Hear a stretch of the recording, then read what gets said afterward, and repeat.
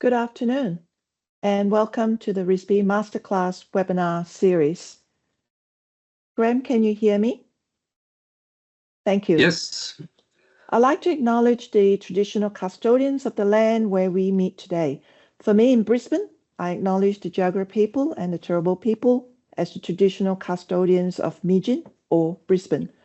I pay my respects to elders past and present and extend that respect to any First Nations and Torres Strait Island people with us today.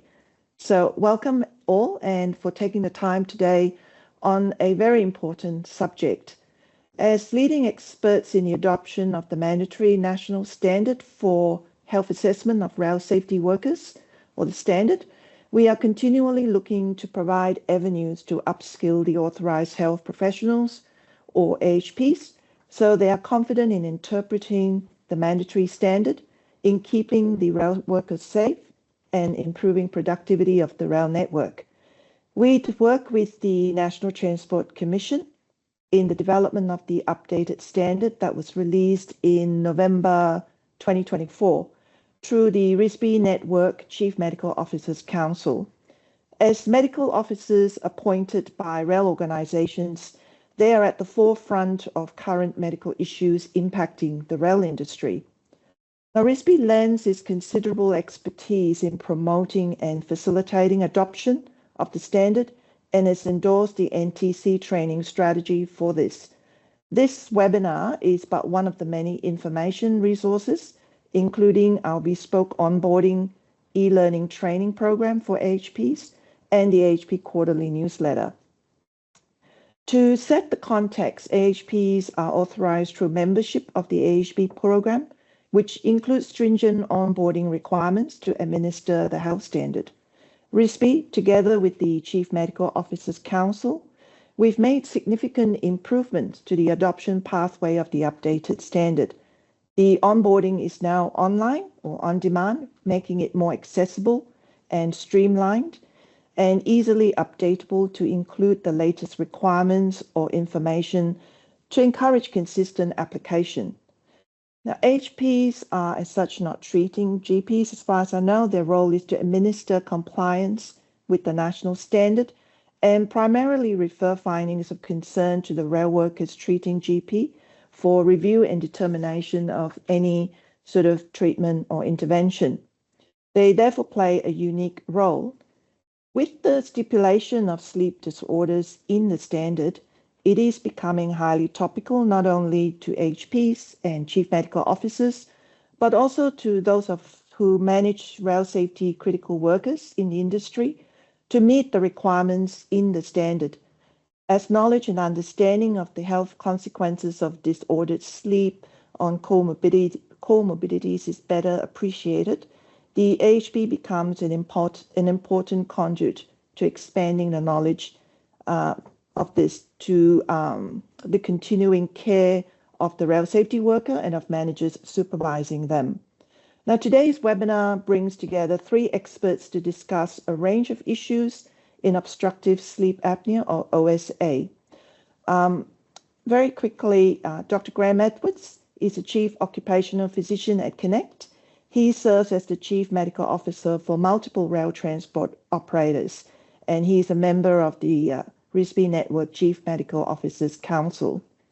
Joining him is Linda Schechter, a Medical Director at Sleep Services Australia. Linda is a respiratory and sleep physician, and among her many credentials, Linda holds a PhD from the University of Sydney.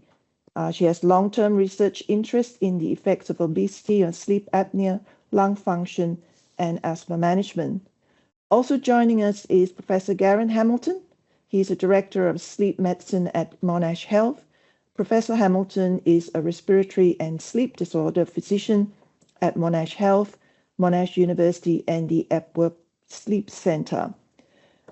Before we kick off, this is a reminder to enter any questions as the presentation proceeds into the Teams Q&A at any time, and we'll moderate them to Graham at the end of the presentations for the panel to provide some response to that. I'll now hand over to Graham, who will lead us through this webinar. Thanks, Graham. Thanks, Sharon, and welcome everyone. And again, I add my acknowledgement of the leaders past and present on the lands on which we participate today. So we're talking about the application of the national standard that, as Sharon identified, became mandatory from the 11th of November 2024. So Chapter 4.11 specifically deals with the sleep disorders. So what we've planned for today is for Linda to take the lion's share. As you'll see, she was our key technical advisor on behalf of the Australasian Sleep Association, which Garen is also the president of at the moment. So we've got two eminent sleep physicians as our experts providing insights today. So Linda's going to cover the assessing of the workers and the interpretation of the sleep studies and the results that we require.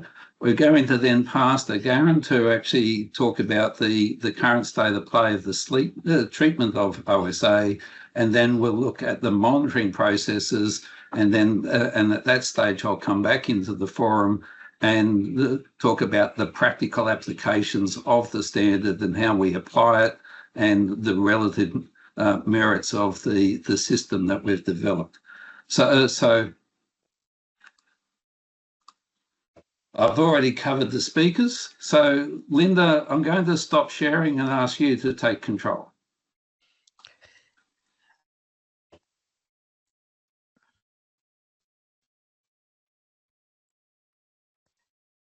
So I'm hoping this is going to work. So I'm sorry if it doesn't. And if you're seeing it as the PowerPoint slide, that's the best I can do at the moment. So I'm going to talk, to start off, I'm going to talk about assessing patients and interpreting results. So I suppose the first question is, why does it matter? Now, we know the patients with sleep apnea can have significant symptoms, but there is a broad range. But we're talking about unrefreshing sleep, tiredness, sleepiness during the day, significant health consequences, cardiovascular, metabolic, obesity, hypertension, dyslipidemia, and increased mortality, but also significant mental health impacts. Increased accident risk, whether it's motor vehicle accidents, occupational accidents, but also decreased daytime performance and impairment. So fatigue, loss of productivity, cognitive dysfunction, impaired attention, awareness, reaction time, memory, executive functions, decision making, all of these things are reduced if you've got obstructive sleep apnea. Obviously, social issues and the economic burden of these healthcare costs as well. So we discussed multiple different screening tools, and it was come down to Stop Bang. And Stop Bang, there's 8 questions, and for each one, it's basically a yes or no answer. Do you snore loudly, louder than talking or loud enough to be heard through doors? Do you often feel tired, fatigued, sleepy? Do you have witnessed apneas, hypertension? Are you being treated for hypertension, a BMI over 35, age over 50, neck circumference. Sorry, Linda, sorry for interjecting. Do you want to try and advance your slides? Yep. Okay. So the association between Stop Bang of 3 to 8 and probability, obviously a 3, which is at the point, then it goes up as the Stop Bang goes up. Here we go. And then sensitivity and specificity for different Stop Bang levels, and obviously to show as the numbers go up, sensitivity goes up. But sorry, Linda, I think we can't see your slides advancing still. Oh, can't you? It's just the first slide. Oh, sorry. That's better now. Yep. Okay, can you see my slides now? Advance there? Yes. Okay. Sorry about that. Okay. Is that advanced? Yes. That's okay. Well done. Yeah, sorry about that. I don't know what happened there. Okay, sorry. I just thought you were telling me to hurry up a bit, not advancing. The slides weren't advancing. Okay, so truck drivers and train drivers have significantly higher risk of sleep apnea. At least 40 to 60% have significant obstructive sleep apnea. and over a third have reported falling asleep while driving. Rail workers and more than 44% have had at least one safety incident in the last 3 years. Now, some preliminary data from this testing that I've been seen is that at least 68%, 69% of patients of these workers have at least moderate to severe obstructive sleep apnea. So we're doing a stop bang of 3 and we're picking up what we want to pick up. We're trying to pick up moderate to severe sleep apnea. So the challenges in these transport workers obviously are the screening challenges, the diagnostic barriers, and then the treatment challenges that we're all encountering. So screening, obviously, patients or these people are underreporting their symptoms. I actually had a patient the other day who's a rail worker telling me that, you know, if I'd known I was going to be screened, I would have actually, you know, lost weight and got healthy. And I'm thinking, well, you only rang 3 days before you were due to be put off work to get your sleep study. So I doubt you were about going to do anything. So these people don't realize they've got an issue. Obviously, they're chronically tired. So then, you know, their normal is to be chronically tired, and maybe atypical symptom presentation, shift work, circadian rhythm disruption may mimic obstructive sleep apnea. We're tired because we're doing shift work.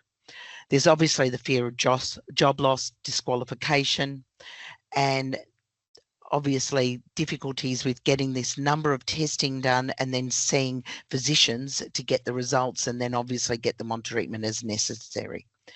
There's limited awareness about the OSA risk, and obviously screening tools have false positives and false negatives.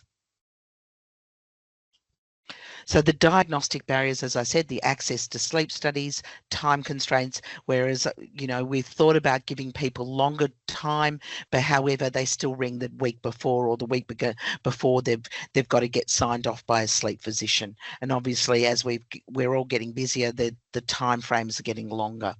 Time constraints, the costs, the fear of diagnosis, the tools, limitations of the screening tools, and obviously loss to follow-up.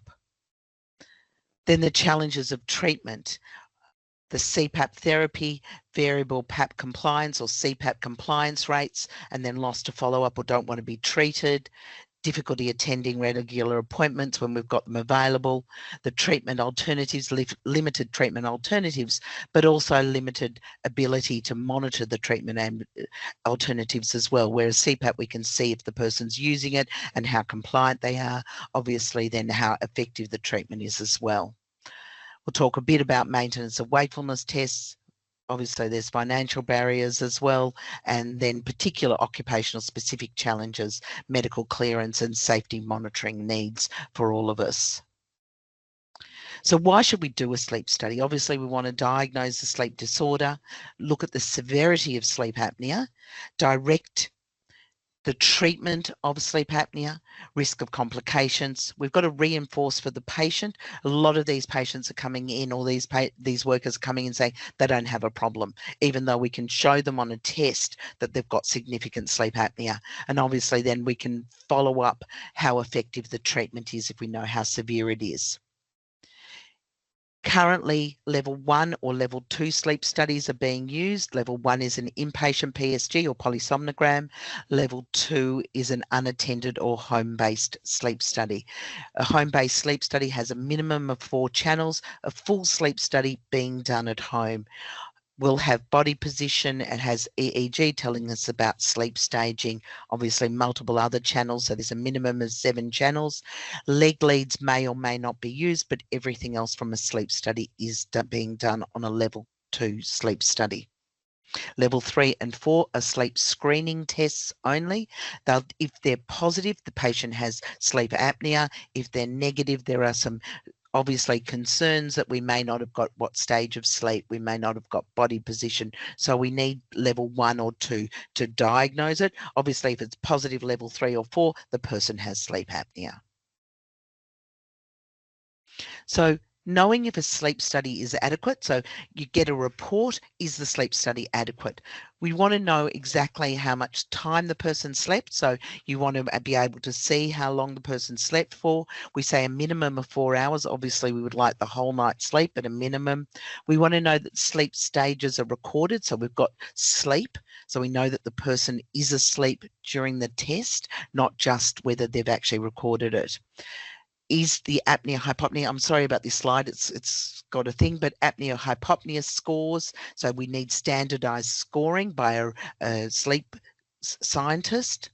We need adequate signals. So we need oximetry, we need nasal flow. We need to know that the signals are good quality, respiratory effort, and then we need to know what position that the person's in, because it's important to know if the person does have sleep apnea just in REM or sleep apnea, positional sleep apnea.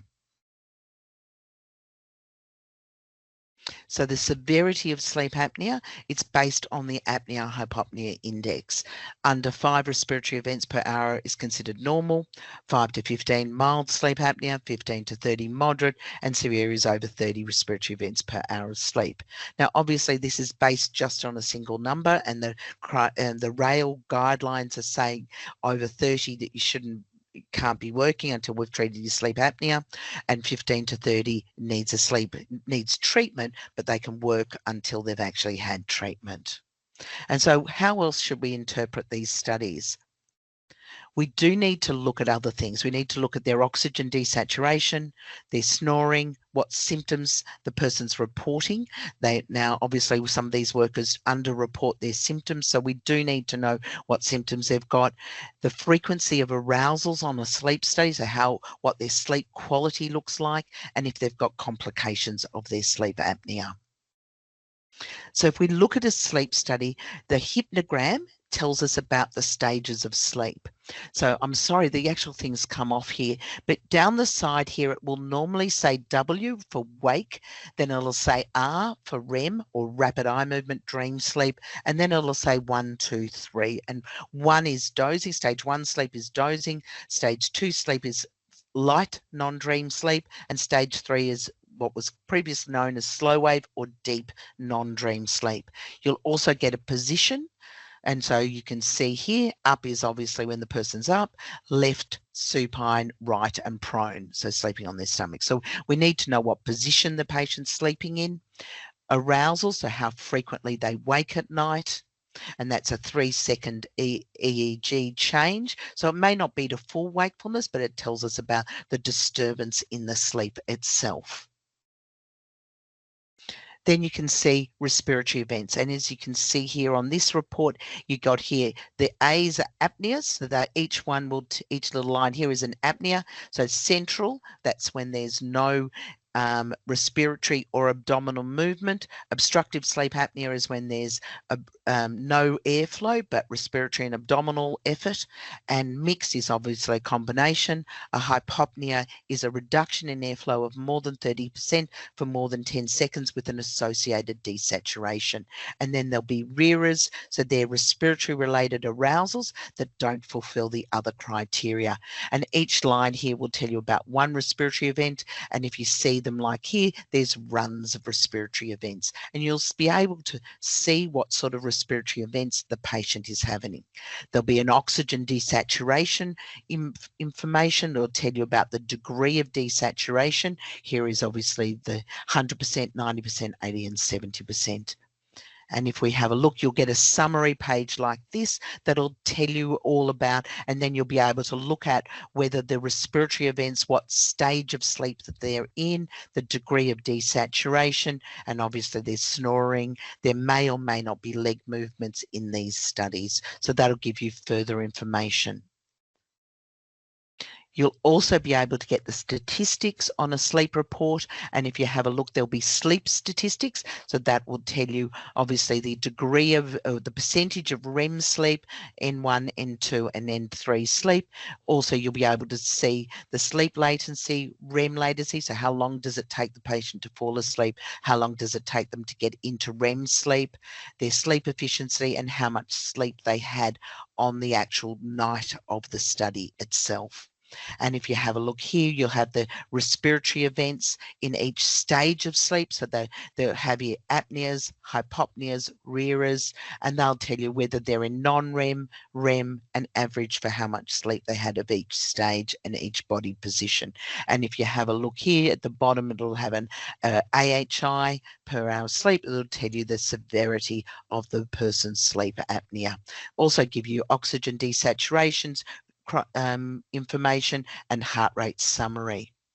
And usually you'll get a report as well that will give you a summarized information from the actual sleep study itself. And the report will be done by a sleep scientist and then reported by a sleep physician.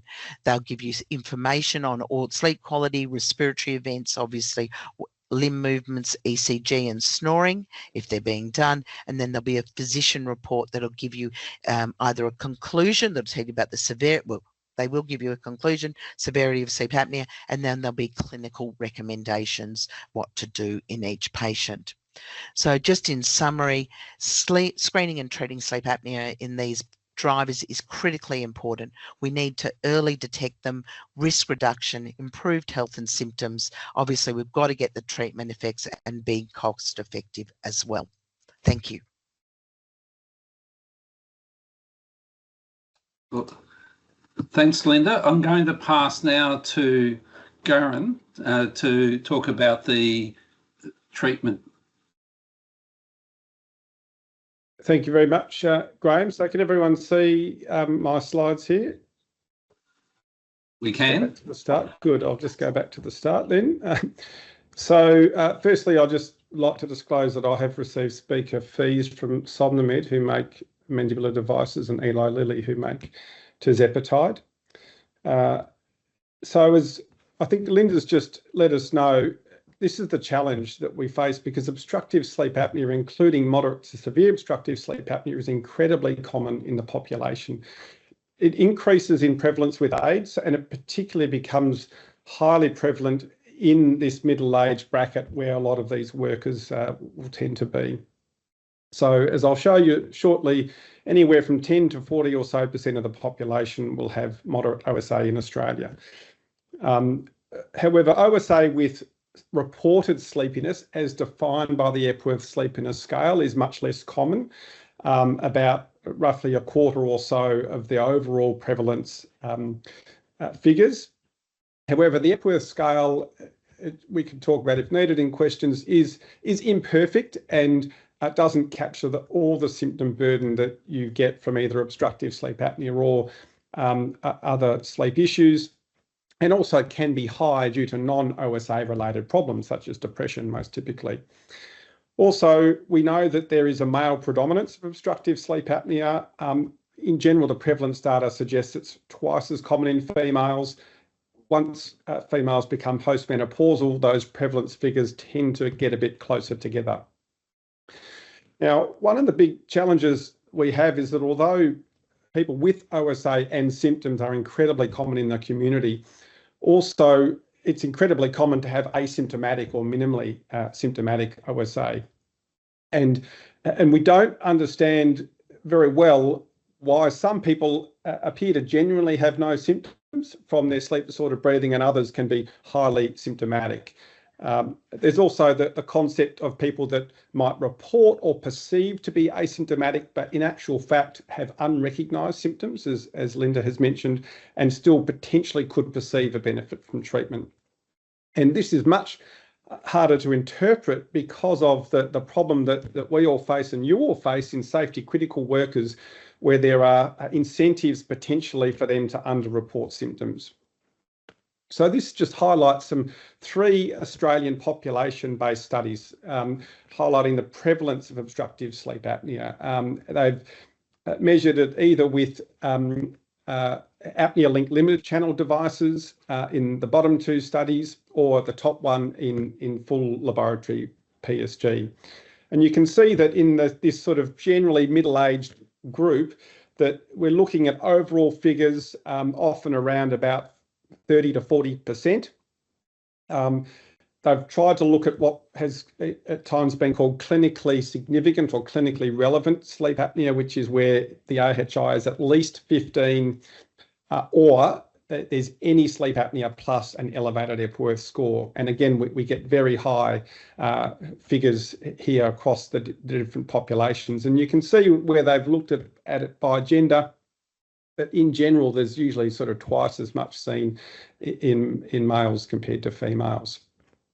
So who do we treat then? And obviously our key focus has always generally been around symptoms, and it's much easier if people self-report and self-present to sleep specialists and GPs, etc. And it becomes a little bit more challenging when people are health screened and then and symptoms then need to be sort of teased out a little bit more delicately. So we also factor in severity of sleep apnea and also comorbidities that may be relevant. So in general, it's a bit easier at the extremes and it's a lot harder in the middle. With severe obstructive sleep apnea, that most would recommend, and most of us would all agree that we would recommend treatment in this group. Firstly, a lot of subjects are symptomatic. Even those that aren't sometimes do underperceive and underreport symptoms, and so may potentially still end up receiving benefit once they go onto therapy. But there are still those that are genuinely asymptomatic, but treatment of severe sleep apnea may also give other cardiometabolic benefits. There's good evidence for improving blood pressure control, for example, the potential for other cardiovascular benefits, particularly those with more severe oxygen desaturation. And treating their severe OSA is part of a good general cardiometabolic health assessment. In mild to moderate sleep apnea, it is a lot more difficult because we're now dealing with huge volumes of people. And also one thing that we haven't mentioned yet but complicates the assessment is that particularly in that mild to moderate group, there is a bit of variability from night to night in terms of how severe it is. But we've usually only got access to one sleep study to make our assessment. We still predominantly look at symptoms, and we try and look at other factors that help us sort of personalise the right therapy. So people, if they've got pretty mild sleep apnea, minimal oxygen desaturation, and seem to genuinely have no symptoms, then really lifestyle changes, weight loss, positional therapy, etc., are very reasonable and in many cases appropriate therapeutic options. For those that have got more moderate sleep apnea, this is probably the hardest group, and we need to carefully tease out symptoms, corroborate symptoms with others where possible. So if partners are present, try and find out if there's symptoms that can be reported by those. This is where co-workers and other occupational health reports can also provide some important information. We're also more likely to recommend active treatment in those that are more at the severe end or have greater oxygen desaturation, those type of things. But they are potentially... Sorry, Darren, could you just check, sorry to interrupt, could you just check the slide progression? Oh, sorry, it's not progressing either. Which slide can you see at the moment? OSA is extremely common. Okay, so I had, sorry, just like Linda, I had gone to other slides, but you hadn't seen those. Can you now see any change in slides? Now, could you, if you stop sharing and then reshare, I think that it's frozen on your...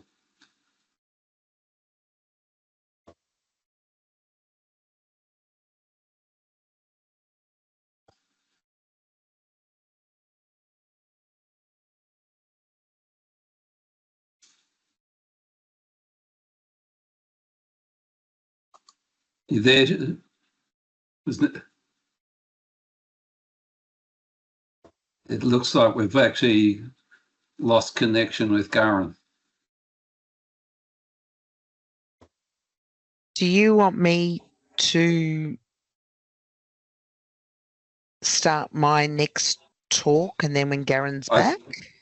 We'll just, hopefully he's been able to stop and then refresh. So I think we will do that. So Linda, if you would be so kind to take over sharing again, and that way we can progress.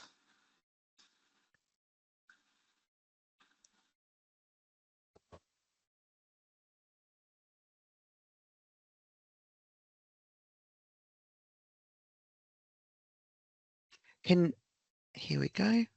So I'm going to leave this in this. Can you see my slide? We can. Perfect. I'm going to leave it in that format just so that we don't have a problem, and then I'll just go through them if that's all right. So I'm going to talk about. Sorry, Garen's I'm back back on, but you've okay. No, I'm happy to give it back to Garen. So no, we'll go back to Garen. Yeah, my apologies. I'm not sure why neither the sharing's working for myself or Linda, but I'll go. You froze totally, Garen. So let's go. Let's see how we go. Can you see this now? yes. We can see your PowerPoint presentation, Right. looking at the Australian prevalence data. Excellent. So like Linda, I won't go then into the slideshow. That seemed to have been causing the problems perhaps. So I spoke about this where there's up to 40% moderate to severe sleep apnea across these three population studies, and really very high levels, about twice as common in women. I spoke about who to treat, and the importance of treating severe obstructive sleep apnea, even if they don't report many symptoms, and that the challenges we have in the moderate group trying to tease out what symptoms they have and how severe their sleep apnea may be and what other benefits that they can get. And we can talk about that as needed in the questions. So now just on how do we actually treat? And here's just an example of the general devices and things that we have available. So as probably everyone would know, that CPAP therapy is what is considered the gold standard treatment, and more than 80% of our patients would end up that as their recommended therapy. One of the things that's really important and helpful with it is it's highly effective. So when it's worn adequately, in most cases it works well. And also there's a rapid response.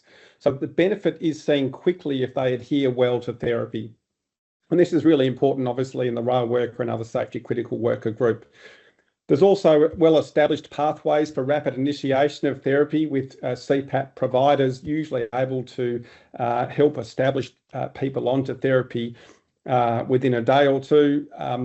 And in terms of its effectiveness, there's very strong evidence for it being excellent at relieving symptoms, improving quality of life, reducing motor vehicle and other safety-related accidents, and particularly also blood pressure reduction, potentially other cardiometabolic benefits, but that's been a little bit controversial in randomised controlled trials versus observational studies.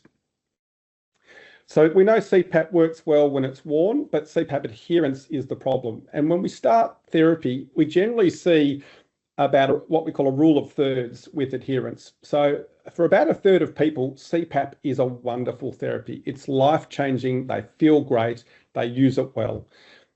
However, for about a third, they reject it early. Either they're not interested and don't engage, and often never even take up the therapy if we recommend it, or they struggle greatly early on and reject the treatment. There's another third who have variable adherence and outcomes. So they tend to use it a bit suboptimally or a bit intermittently, and their clinical response is often only partial, and they're often disappointed that they don't feel necessarily much better with the treatment. And some of those over time tend to drop off. And most of the data we have suggested in the long term, about 50% maintain good usage. The key predictors of long-term adherence are firstly doing well early on. So if you do well in those first few weeks, you typically will do well in the longer term. But also the more symptomatic you are at baseline, the more sleepiness you have, the better you tend to do. In terms of CPAP metrics we have to look at this, so you probably have come across this 4 hours rule on 70% of nights. This came out of the US. and initially didn't have much data to support that as being an acceptable adherence rate, although over time the data has come out to suggest that when you look at groups of people, that once you hit that 4-hour mark, you do typically see significant symptomatic and other benefits. We also know that the more usage is better in general. So in general, better adherence tends to give better or a higher effect size of clinical outcomes. But there's a lot of individual variability. So some people with suboptimal adherence can still achieve clear symptom benefit from this and will still persist despite not necessarily using it adequately. A good thing about CPAP is that we can look at this and measure this objectively. As you know from the machines, they're very good at knowing when it's been used and interrogating the effectiveness of the therapy. Sometimes the problems are related to different side effects, mask discomfort, aerophagia and bloating. These are some of the common typical things. And they're typically non-serious. The CPAP we generally feel, and the evidence would support it being a very safe therapy. The commonest second-line treatment we have for those that don't tolerate or do well with CPAP is what's called an oral appliance or mandibular advancement splint. So a mouthguard device that pulls the lower jaw forward during sleep. It's also commonly used in mild sleep apnea and primary snoring as a first-line therapy. It typically has high adherence rates, but these are now self-reported rather than objective, so that potentially could be some over-reporting. But a lot of the studies have suggested that adherence is a little bit better with MAS than it is with CPAP. And there is good evidence that symptoms improve, quality of life, blood pressure, snoring. And this has even been seen in cases where there's incomplete control of the OSA. However, there are some issues that make it a little bit more practically challenging to get people established quickly onto therapy. So they need referral, ideally to a dentist. They need to have dental impressions made. The device has to be manufactured, which takes at least 10 to 14 days typically. And then there usually for tolerance needs to be gradual titration. So it may be months before they get full benefits. It can vary quite a lot. Whereas CPAP, you can usually establish and get people onto a lot more quickly. In terms of how effective is it overall, well, from an efficacy point of view, we consider a good response if someone's at least halved their AHI. And that's seen in just over 60% of people in general across studies. And you're more likely to do well when you're milder, when you've got a lower BMI, or if you've got supine predominant disease. Those that have very severe sleep apnea, particularly if they're very obese, typically have pretty low response rates with oral appliances. Weight loss has for a long time been known as an important treatment for obstructive sleep apnea, and looking at lifestyle measures, meta-analyses have shown small improvements in OSA, bariatric surgery, much larger improvements in OSA, symptoms and sleep study results. But there has been a little bit of variability from person to person in terms of how much benefit people achieve. But we do know that in general, the more weight you lose, the more likely your OSA is likely to improve substantially. However, if you've started off severe, most people won't completely resolve their obstructive sleep apnea, but often come down to relatively mild levels if they lose enough weight, and symptoms can potentially essentially all resolve.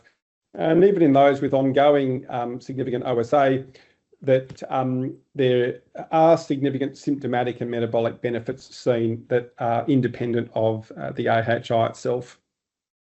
Now, achieving weight loss has always been the big problem, and it is a little bit more achievable now with the GLP-1 agonists, particularly tirzepatide, which has been studied specifically in obstructive sleep apnea and actually does have a TGA listing, the first drug that actually is registered as a treatment for OSA.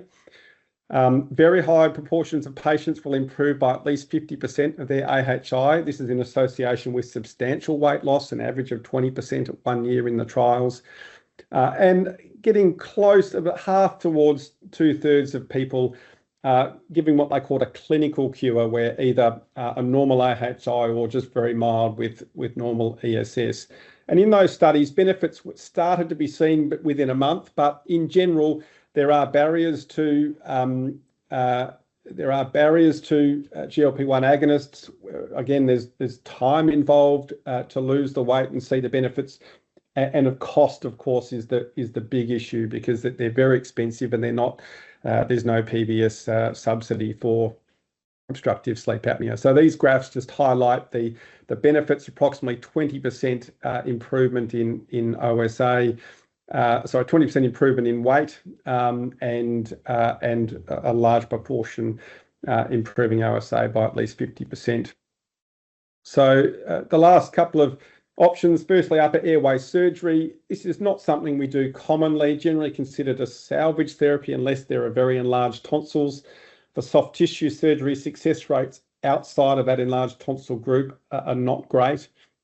Mandibular maxillary advancement, or MMA surgery, is actually quite efficacious, but it is a big deal. It's quite invasive. It requires orthodontic work as well, and it takes a long time and a lot of cost to see benefits. Other therapies you might have heard of about hypoglossal nerve stimulation to help move the tongue out of the way during the night are not currently available in Australia. And we do sometimes look just solely at position modification therapy. This is when there's supine predominant OSA and there's essentially no significant OSA present in the lateral position. The big issue here is how well these devices are used or tolerated in the long term. We don't have a lot of data, but the suggestion is that people tend to sort of not adhere to these devices very well in the long term. And so we stick to them predominantly for mild patients or those who have failed other therapies. So in summary, OSA is incredibly common, either with or without symptoms. The initial treatment recommendations are pretty easy when they're very mild, or easy when they're very severe, but it is hard when they're moderate, and trying to work out what really is asymptomatic and what's not. CPAP is the gold standard therapy, but there are other options that we have available. So I'll leave it there and hand back to Graham. Thanks very much, Garen. Linda, we'll go back to you. So let's keep our fingers crossed. the shares. While you're doing that, I'll just one of the questions in the chat was are the slides available? They will be available through the AHP portal as a ongoing resource for AHPs. So the short answer is yes, they will. Linda. Okay, can you see the slides? We can indeed, thank you. Perfect. Okay, I'm going to talk about monitoring sleep apnea treatment. Okay, so I'm going to talk a little bit about CPAP, troubleshooting, and then options when non-adherence. So why do we treat sleep apnea? We treat sleep apnea predominantly to eliminate symptoms, improve quality of life, obviously safety, and we know that people who've got significant sleep apnea that are on treatment, their safety risk reduces to those equivalent to not having sleep apnea. We want to prevent their cardiovascular, metabolic health, the complications, obviously from a partner perspective, and reducing costs. Now, I'm guessing that most people know how CPAP works, but if we think about an obstructed upper airway with sleep apnea, there's a mask and a machine, and the mask is administered to the face. It can go in the nares, so sitting under the nose, over the nose, or over the nose and mouth, whichever is the most comfortable for the patient. And basically air is pushed in to split the upper airway open. Now, when we set up, we do need to go through with the patient or the person about the education, what their expectations should be, choose the mask and the interface, and that's really based on comfort, what the patient finds most acceptable and comfortable, and then adjusting the pressure. And we often use what's called an APAP, so auto adjusting positive airway pressure titration, and we'll set up the machine that the machine will automatically adjust the pressure for the patient, and that's based on flow limitation or obstruction. Then we've got a follow-up, troubleshoot, and then long-term monitoring. Now, obviously, the education expectations, we've got to go through that with the patient, and it really does take a lot of time. So if a patient actually doesn't understand what's happening, there can be significant problems. They must understand if there is issues to deal with them quickly. So the compliance in the first 4 weeks will tell us about compliance long term. And then obviously what their expectations. Everyone knows one person that, you know, first night on did wonderfully, felt fantastic, but in most people it takes several weeks to actually get that sort of level of improvement. And then obviously choosing which mask, we go on fit and basically comfort and trying to reduce the leak. But really it's based on fit and comfort. So because the more comfortable it is, the more likely the person's going to use it. There's multiple different sorts of masks from multiple different sorts of brands. I do tell everyone it's not a fashion statement about what sort of mask. It's really based on what you find the most comfortable. Multiple different sorts of CPAPs as well. So we normally set somebody up on settings of 4 to 20. That's the base settings of the machine. 4 is actually overcoming the resistance of the tubing. You can't turn it down below 4. 20 is actually the maximum setting of most machines. There are some machines that will go even up to 30 centimeters of water pressure. So you do have a bit of a range.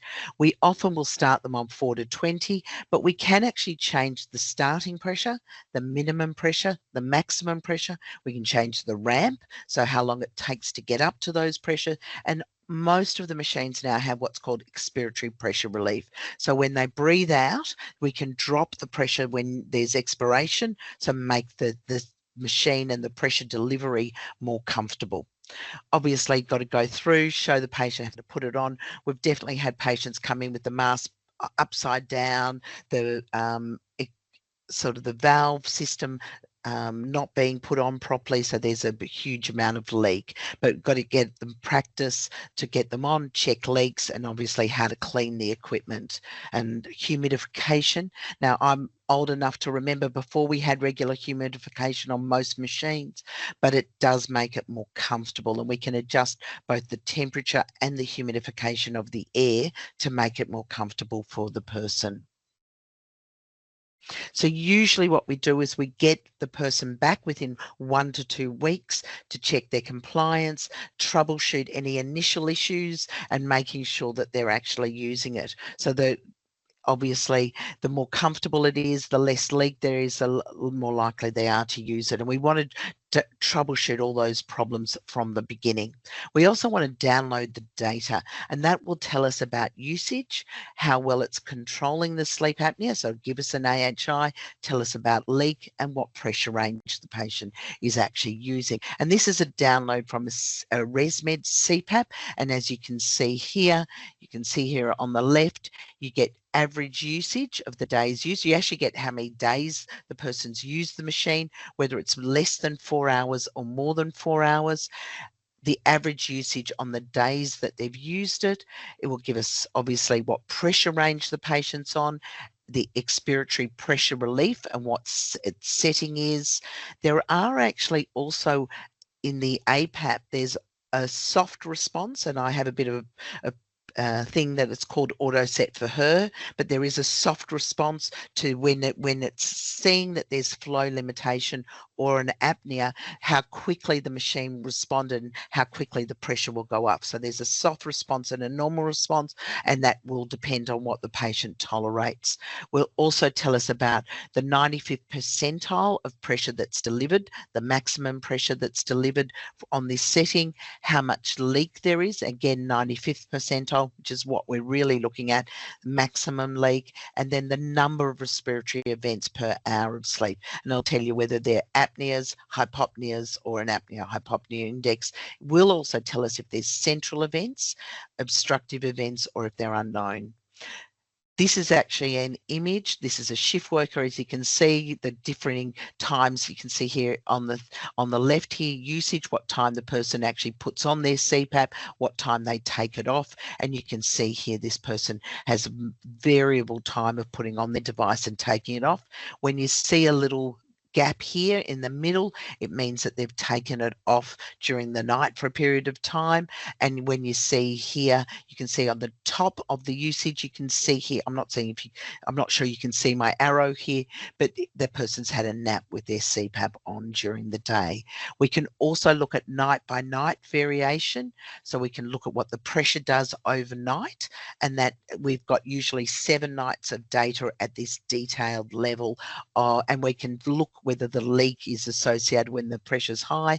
Are there central events when the pressure's high? Because sometimes if the pressure gets too high, we will start to see respiratory events because the CPAP pressure is too high. This is a different brand. This is a Philips one, which you don't see as many machines since the recall, but again, very similar information being given. Usage, you can see here the pressure. Philips tends to give a 90th percentile rather than 95th percentile, which ResMed does, how much leak there is, and an AHI. And then you can see here on the right, with this is night by night variation of what sort of the pressure's doing over the night, and then when the respiratory events are. And it gives an AHI and what sort of events they are.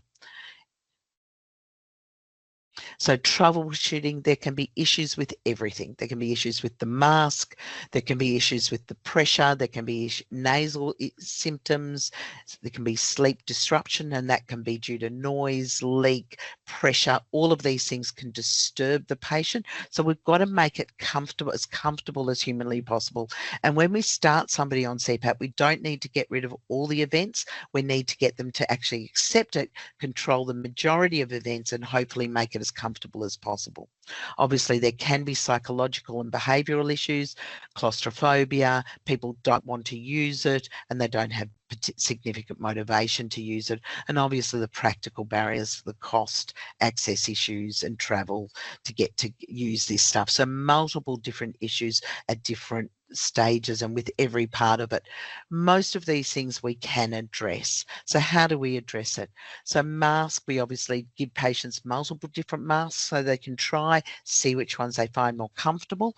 I'll often get people to wear it when they're awake, just so they can feel what it feels like with the pressure before they actually start to try and sleep with it on. If there's a mouth leak, we may use either a full face mask or a chin strap to try and keep the mouth closed, because obviously air under pressure will go through the path of least resistance. So if the mouth is open, it goes straight in the nose and straight out the mouth, can cause mouth dryness. Obviously nasal dryness, the pressure issues, again, if people find they're claustrophobic, we'll often turn the pressure up, so give them so they can feel that there's some air there. If they've got aerophagia, so they're swallowing air or they feel the pressure's too high, we'll turn down that top pressure. And most of the machines can be adjusted remotely nowadays, so except for if they're a few years old, so we can actually do them, especially if people are starting trials. Desensitization, again, wearing while awake, and obviously educating the patient and educating the partners. And what I say for noise is the noise of a CPAP machine is usually under 30 decibels, so significantly softer than people snoring. And then we would review the patient at 2 to 4 weeks, check compliance, check if there's any issues, usually then a 3-month checkup, and then annually, depending on the situation. We do these downloads and obviously problem solve and monitor comorbidities. But what also we should do, we should monitor their symptoms. Now, obviously, a lot of these people downplay their symptoms, but obviously I've had a lot of people report, even though they weren't reporting symptoms initially, are reporting feeling better, not as tired. I actually had a train driver report to me the other day that driving to Albury, he's not falling asleep driving now, and he didn't even report initial symptoms. So I think they are starting to perceive that this is actually good for them. We look at the data download, check their blood pressure. Bicarb, if somebody's been a hypoventilator, may give us an indication. So one look might be worthwhile looking at their bicarb. Also, we can do oximetry through CPAP. Most of the CPAPs now, we can link an oximeter to the CPAP so we can see if there's control of the sleep apnea. We've got that on the download of the CPAP, but also look at their oxygen desaturation, particularly if the patients have been hypoventilators. That will tell us if that's reversed on CPAP. And then if the patients are still symptomatic, we may choose to do a sleep study on CPAP to check the control of their sleep apnea, the optimal pressures, but also their sleep itself. Now, that's usually done only in patients that continue to have symptoms despite CPAP therapy. But what are the options if they're non-adherent in this? Now, obviously, Garen went through the other treatment options. I'm not going to go through those, but going through their device, going through their mask, checking their equipment may be worthwhile. There are other positive airway modalities. So there's BiPAP, so where there's a different, and BiPAP or VPAP are really basically the same, just different brands, but that is where there's a different inspiratory pressure and expiratory pressure. So that may be more comfortable, unfortunately more expensive. And assisted servo ventilation is a VPAP type device, so that may be more comfortable, again more expensive, not to be used in patients who have significant heart failure though. And then if somebody's non-adherent, then what we would refer them to is maintenance of wakefulness testing, or we may suggest combination therapies. Oopsie, sorry. So if we're going to do a maintenance of wakefulness test, that's a test where basically we get patients to go into hospital, they sleep overnight in hospital, and then what we do is we do 4 nap periods and assessing their ability to stay awake in a quiet, non-stimulated environment. They're 40 minutes long. They previously used to be 20 minutes long. They're now felt that 40 is more accurate, and they're separated by 2 hours. And the mean sleep latency of less than 20 minutes is thought to be pathological sleepy. 20 to 33 minutes is borderline, possibly sleepy, and that is whether they're safe to drive or not really does depend on the patient and what you think their risks are and their symptoms. And greater than 33 minutes is felt that this is a normal response and they don't have any pathological sleepiness, so they're not having any sleepiness. Just the negative parts of an MWT, motivation does significantly impact these results, and all of these patients are very motivated, obviously, to pass the MWT. The correlation with objective driving performance is variable. It's not always that accurate. So patients with persistent sleepiness with sleep apnea, only 55% of them showed abnormal test results with an MWT. Should be integrated with a clinical history and judgment. You do need to do drug testing, so check with the lab that they do drug testing so we can make sure what urinary drugs that they're taking and then whether they're taking something to stay awake during the test. So in conclusion, CPAP is effective. Compliance can be a problem, as Garen said. We do need to troubleshoot early and troubleshoot all their issues, and alternatives may control sleep apnea, but we do need to check. And if not, and if they're not compliant, we do need to do an MWT because that's the best test we currently have to assess sleepiness. And all of these patients need long-term follow-up. Thank you. Thank you very much. So I'm going to just briefly bring it together and make a couple of comments along the way before I open the floor to the questions that have been put in the Q&A. While you are listening to me, please type your questions so that we can put them to the panel. So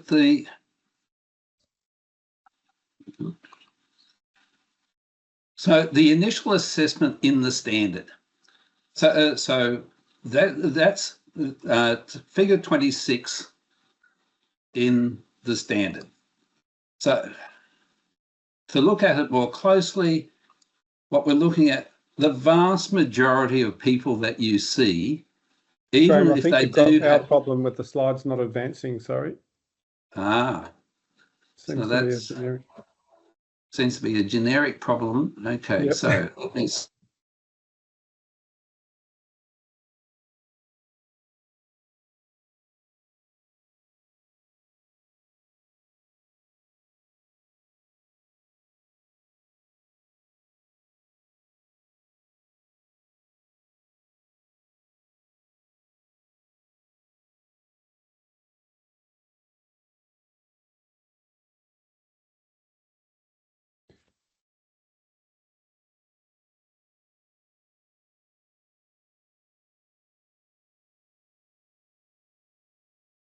I worry Graham might have frozen like it did with me when I tried to fix it. Yes, it does look like that. Perhaps while we're waiting for Graham to come back, given time, perhaps I've got a few questions that perhaps I can put to both you and Linda, just to get that going, because there are a few questions that is been put on. I'll just put the question out there, and perhaps yourself or Linda together you can pick up a response. There is a question about what strategies or approaches are most effective in addressing the current issues around resistance to OSA screening or treatment. Perhaps, Garen, you want to have a stab at this, given we're talking about the monitoring and the treatment? Yeah, thanks. So this is a difficult situation, and probably something Graham should chime in at the end a bit too, because there's always a degree of resistance when you go out into a non-self or non-referred population who will perceive symptoms differently or have other motivations. So I think what I suppose we would try and approach it from is a global health perspective. And although there's the big bogeyman there of their work depends upon them doing the right thing by the guidelines with their conditions and their therapy, that the rationale behind that is about their health, and that it's just trying to sort of tap into doing the right thing for their health, both for now to make them safer on the job, to improve their quality of life, to reduce their risk of other maybe cardiovascular and other problems in the future. So I suppose we try and, I don't know, Linda, if you have any other points, but we try and focus on that aspect and not just try and make it all about, well, you have to do it because the law, the rule says you have to do it, and try and get some engagement with the patients. But I think that we would all agree that won't work with everyone. There's always going to be a degree of resistance there when people are sort of sometimes pushed through a screening process into a pathway that they themselves didn't want to be in. Yeah. Yeah. I say to the patient, aren't you lucky? I mean, I actually change it around a little bit because none of them want to be there seeing me. They're all grumpy. And I actually change it and say, aren't you lucky? This is an opportunity to actually address your health issues before you have significant problems from them. And, and I sort of put it as trying to engage them in how lucky they are that they're been picked up early before they've got health consequences of these conditions that they're going to have, or before they've had an accident and cause significant harm. So I try and engage with them and say, well, I get you don't want to be doing this. You're actually very lucky that it's being done so we can actually treat these problems before they become significant. Thanks, Linda. Well, we're still waiting for Graham because there's some question here which I think would be good for when Graham comes back on. But perhaps this is one question for you, Linda, around the at-home sleep studies. The question is, how reliable are these? And are they able to produce accurate results? Or is a hospital-based sleep study in a controlled environment provide significantly more precise sort of results? So home-based sleep studies, if they work, are accurate. So if all the signals are there and they're accurate, we know that they're accurate, and actually people sleep better at home. And when we've done research and looked at it, about 70% of patients who've had a home-based sleep study will say it's similar to a normal night's sleep. Now, I haven't actually seen equivalent data in a hospital sleep study, but I think that would be closer to about 10% in a hospital sleep study saying it's similar to a normal night's sleep, if not lower. So at least we're getting closer to normal sleep and closer to normal sleep habits. So what time they go to bed, what time they wake up. So we see some other information in a home-based study. The signals are excellent as long as they're there, but there's no one there to put the lead back on if the lead comes off in the middle of the night when somebody's asleep. So the failure rate in a good service should be somewhere around is about 5 to 7%. So about seven out of every 100 studies we need to repeat. And I am involved with the home-based sleep service. So realistically, we repeat it at no cost to the patient, or if it's occupational health and safety, at no cost to the company. So we would repeat it at no cost. If there's signal failure, we've definitely repeated a couple of studies because the people haven't believed the results, saying, well, I didn't sleep like that. And we do get people to sign a consent form or sign a form that say they did the study and it's not being done on somebody else. But obviously, that's all we can do on that one. So I suppose that's one concern is the actual person doing the study that was actually meant to be doing the study, which we do get them to sign a thing that says it's them doing it. So if you get good data, it is accurate and it is equivalent to an inpatient study as long as the signal strength is good and the person slept. Thanks, Linda. And perhaps, Garen, you can lead with this response to this question. It asked, are there any study that compares the costs, both financial and safety, of organizational programs or initiatives for prevention of OSA and treatment once the safety critical worker develops OSA? Yes, I don't think we have that evidence in the safety critical worker population, that the cost effectiveness of this screening approach. This is a challenge that is faced in other countries as well, about how to deal with safety critical workers, commercial drivers, etc. And we don't have adequate data to tell us things like exactly who should be treated. So thresholds for treatment will depend upon in different jurisdictions, different countries, and what truly is the long-term cost effectiveness we don't know. So we're just basing it on best knowledge that we have outside of this safety critical worker population. We know that that OSA in general in other populations, that treating it with CPAP, for example, is highly cost effective. So we're just having to make these extrapolations.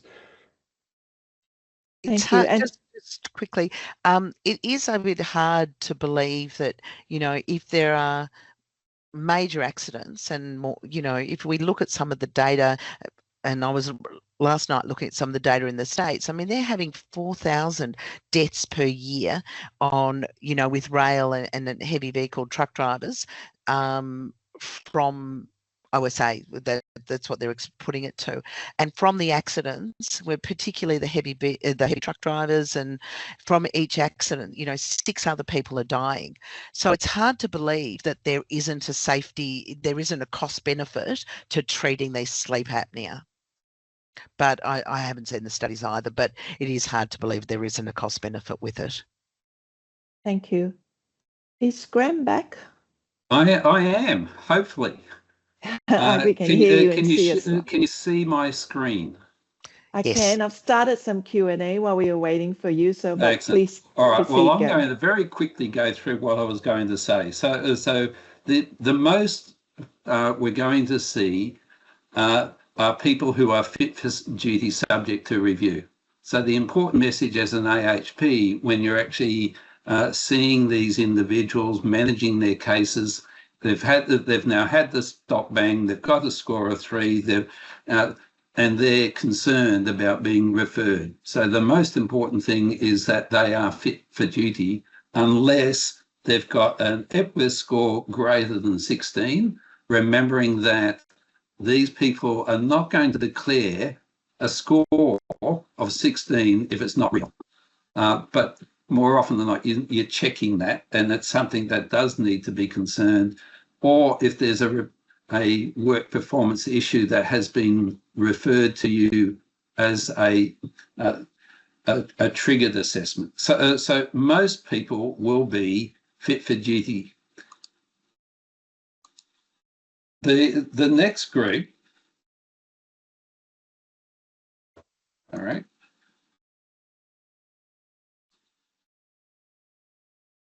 So for the vast majority of people who are fit after they've had their sleep study, and I put into the chat something that I've only just realised today, Sharon, is that in the standard, we actually create confusion because we're defining a severe sleep apnea as above 30, not 30 and above. And we define moderate as 15 to 29. So we'll just need to sort of clarify that in terms of recommendation. What do we do with the people with 30? Now, if they're on the line of 30, highly likely that's severe. So I manage them as severe anyway, even though it might technically, as far as the standard is concerned, indicate that they are moderate. But I manage them as if they are 30 as a CMO. Sorry, Graham, I'd agree with that. I put an answer in the chat that in general, the literature would call greater than or equal to 30 severe and greater than or equal to 15 moderate. So it's sort of it's a greater than or equal to. So it gets messed up a little bit at times and confused. Exactly. And so for the message I want to give to the AHPs online is that we manage 30 as severe. So even though that's not what's technically defined in the standard. But the challenge then is, well, what do we do with the ones that are in this moderate area? The important thing with the moderates is that the difference between a moderate and a mild is who looks after them. So for someone who has moderate severity OSA, and recognising a couple of things that Linda and Garen mentioned earlier around the reliability of the sleep study, and that even for the same individual, each time that they do a repeat study, there is a degree of variability, the variability of the test.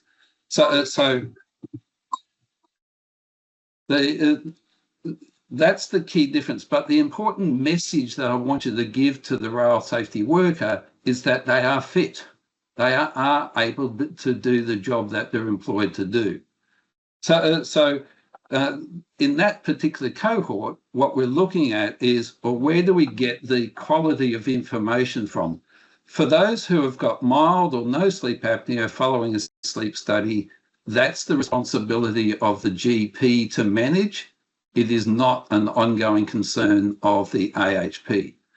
Whereas those who've got moderate or severe, then we're wanting an opinion of a treating sleep physician. The only ones who actually have a impost in terms of their restrictions while we're waiting for that are those who are already in the severe category. So that's an important piece of the puzzle to remember. The other issue, which was raised indirectly in Linda and Garen's presentations, is that adaptation to CPAP. So one of the things that I encourage the rail safety worker category 1 with severe on the sleep apnea on their sleep study is to hire, not buy, the CPAP machine, auto-titrating machine, because that device actually gives valuable information, as Linda has already alluded to, for the sleep physician to understand the nature of that individual's adaptation and the importance of supporting the worker in that very early stage to improve compliance with treatment. Because one of the key elements of the standard is that it requires us to assess a satisfactory response to treatment.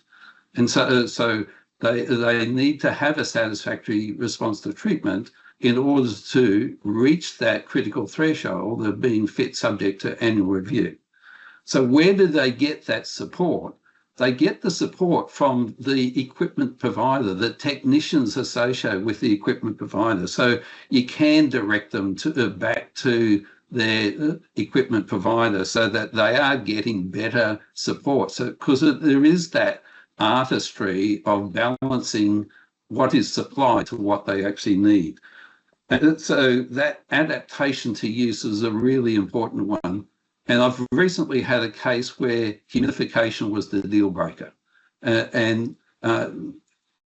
not something that we're taught around, the use of ventilation or any sort of assisted breathing, but humidification is a deal breaker. It can make the difference between those sticky airways and air trapping in the lungs. It can make the difference in terms of the efficiency of their breathing, and it means that they can get a much easier time of it during their sleep.